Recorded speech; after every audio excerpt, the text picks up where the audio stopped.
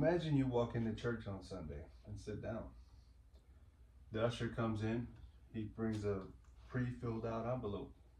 The amount has already been decided.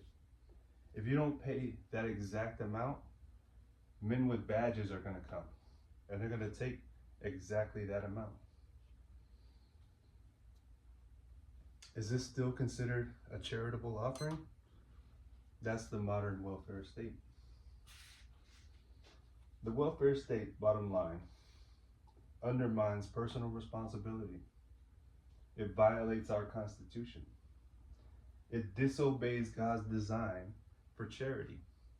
We must return to private, voluntary, faith-based solutions that actually lift people up. Here's the thing. We have to start by understanding how this system keeps growing, even when it fails. Because it undermines responsibility at every turn. In T.J. Lowe's article from Political Science Quarterly, he distinguishes between contributory programs like Social Security and redistributive systems that disenfranchise businesses and devalue hard work. In Social Security, the idea is that you pay into it and you get something out of it. You work your whole life, you pay your bills, you feed your family, you pay taxes, you pay into a system that is designed to pay back. It's more of a voluntary system. Now I know that when you pay your taxes and when you get your paycheck and you get your W-2, it shows how much is going to Social Security, and you don't really have a say over that. But at least it is designed so that you're supposed to get something back. Whether you do or not is another story, but at least it's designed in that way. So it's a little bit better. But redistributive programs shift rewards away from work toward dependency. The incentives change. Effort and achievement matter less than eligibility. Control is centralized by bureaucracy. A government bureaucratic system, Health and Human Services, determine how much a person will receive by sitting at home. And they're incentivized by doing so. So how does the public respond to these systems? Well, Kevins, Horn, Jensen, and Van Kersbergen argue that when citizens attribute the use of welfare to irresponsibility and laziness, the support for these programs declines. And that makes sense. I wouldn't support something that promotes laziness and irresponsibility. However, when the welfare system is framed as misfortune or injustice, public support increases for these programs. And that also makes sense. If I consider someone to be under a system of injustice and they're getting recompensed in some way, there might be an argument for recompensation for that person. Emotional appeals often override questions of responsibility and constitutional limits, though.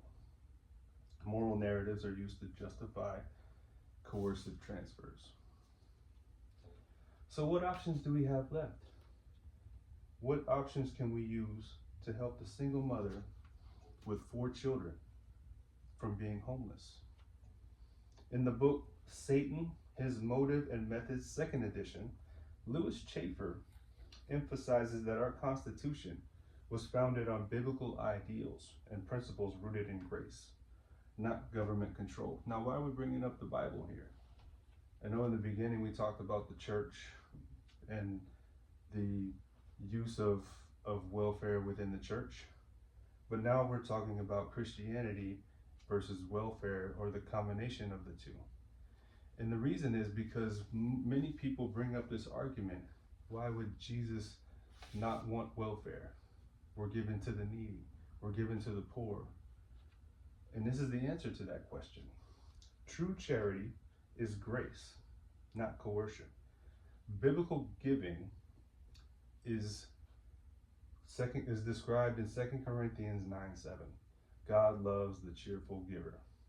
What is a cheerful giver? A cheerful giver is a person who willingly, by their own free will, decides they want to help someone. They want to benefit someone else and also benefit themselves by doing so.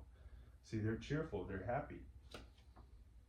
Coerced charity is taxation with a halo. You're an angel because you're giving all of this money to the community for them to be able to sit at home and not go to work.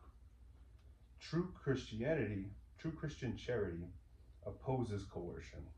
It cares for the poor through joyful, voluntary giving. There's two more examples in Acts chapter 2 and Acts chapter 4 of believers who gave freely to meet each other's needs. Not because the government of Rome demanded it, they didn't have a welfare system, but because grace compelled them to give to the church. And in the church, any believer who was poor, who had a need, was able to use what was in the church treasury to help themselves, to help others. In 2 Thessalonians 3:10, it says, "For even when we were with you, we used to give you this mandate." See, it's a mandate from God. "If anyone is not willing to work, then he is not to eat either." So we've seen how policy, perception, and theology intersect and the consequences of getting this wrong. It's time to return to a system of values, honoring liberty, responsibility, and grace. The welfare state undermines responsibility, violates our Constitution, and distorts biblical charity. We must reject coercion and restore voluntary, faith-based solutions. And finally, I want to leave you with this, the thought that true compassion doesn't come from a government check. It comes from grace. Thank you.